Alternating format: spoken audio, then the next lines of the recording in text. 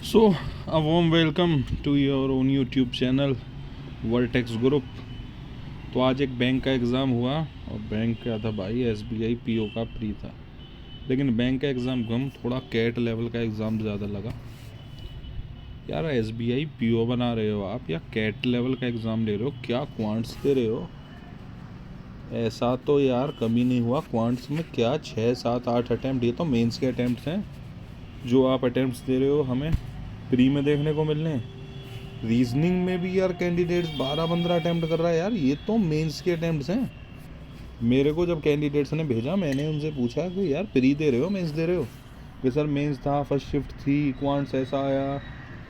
तो भैया बहुत टफ लेवल का एग्ज़ाम है। अगर प्री ये है तो मेंस क्या होगा? हो सकता है मेंस में यहाँ 6-8 अटैम्प्ट है, मेंस में तो 2 से 3 अटैम्प्ट ही हों।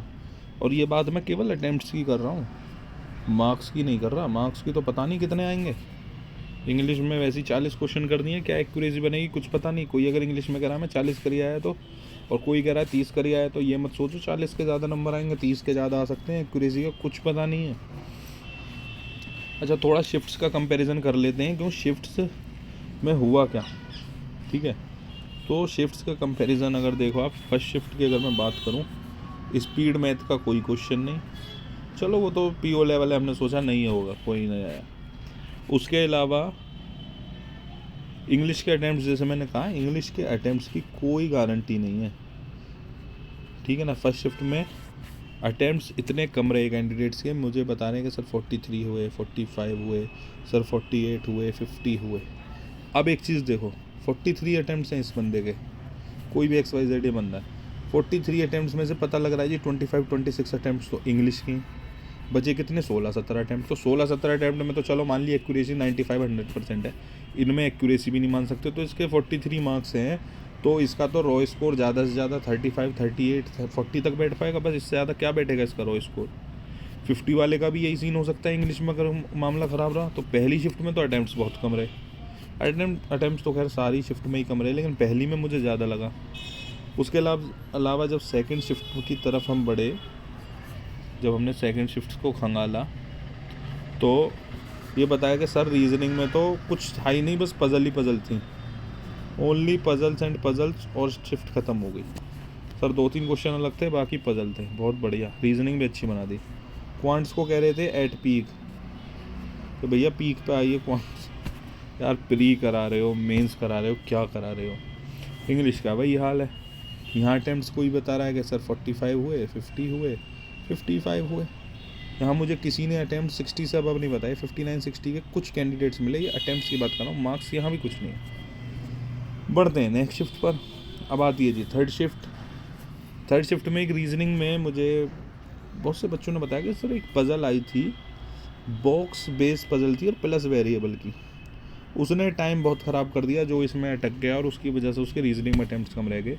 एक बच्चा था, उसके क्वांट्स में वो कर गया आया था 14 से 15 अटैम्प्ट्स, लेकिन रीजनिंग में 12 अटैम्प्ट रह गए। इस पज़ल में फंस के टाइम बिगाड़ लिया उसने, ये दिक्कत बहुत हुई। हालांकि शिफ्ट में मुझे कोई कैंडिडेट्स मिला 62-65 अटैम्प्ट्स वाला, लेकिन भैया कुछ पता नहीं है 62-65 वाले अगर 2 मिल गए, 4 मिल गए, तो सब थोड़ी कर रहे हैं 62 अटैम्प्ट्स, कोई तो नीचे कर रहा है मेजॉरिटी तो। फोर्थ शिफ्ट, जब फोर्थ शिफ्ट पे भैया बात करी, तो फोर्थ शिफ्ट में अटैम्प्ट्स तो मुझे 2-3 ने बताए 70-74। मैंने उनसे पूछा यार तुम कैसे कर पा रहे हो, तो पता चला इंग्लिश में 40 अटैम्प्ट्स थे। उन्हें फिर कर सकते हो, अगर 40 अटैम्प्ट्स हैं तो 30-32 तो दोनों में मिला के कर सकते हो। लेकिन ओवरऑल अगर मैं समरी बताऊँ आपको, क्वांट्स हर शिफ्ट में टफ बताया, मॉडरेट भी नहीं, सीधा टफ। रीजनिंग मॉडरेट से टफ, और इंग्लिश जो हमें बताया, इंग्लिश मॉडरेट लेवल पर ही थी, लेकिन इंग्लिश पर आप एक्यूरेसी में भरोसा नहीं कर सकते। कभी कभी एक क्वेश्चन में 2 आंसर लगते हैं या 3 आंसर लगते हैं, कोई भी हो सकता है, और उसमें हम गलत हो जाते हैं।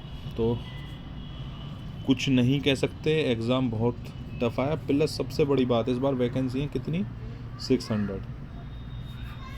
अब एक चीज़ देखो, कट ऑफ का अगर मैं यहाँ अटैम्प्ट्स में कट ऑफ भी चलो डिस्कस करता हूँ। एक्सपेक्टेड कट ऑफ रेंज देखो अभी आज की शिफ्ट से।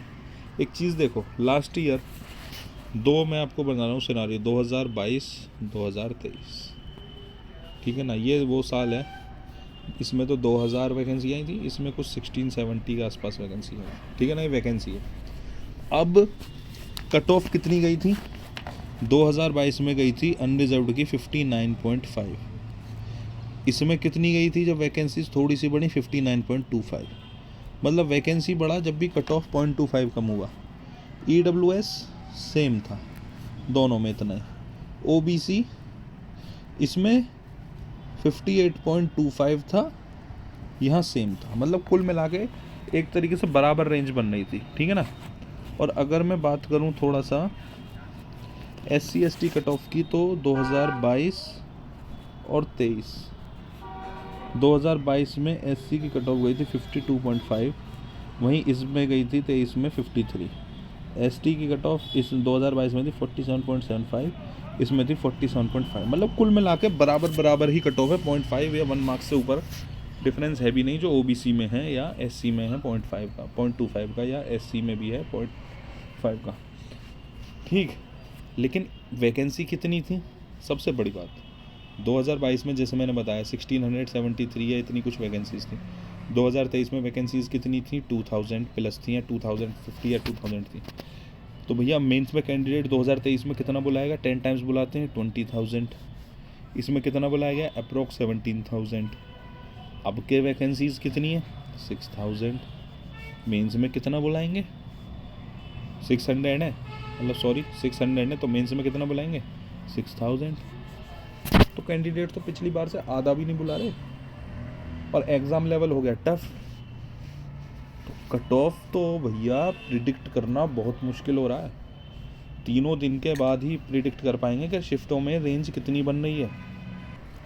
लेकिन अभी तक के हिसाब से अगर मैं आपको बताऊं तो UR, OBC, EWS, SC/ST सबके मैं आपको मार्क्स बता रहा हूँ, वो रेंज बता रहा हूँ मार्क्स की।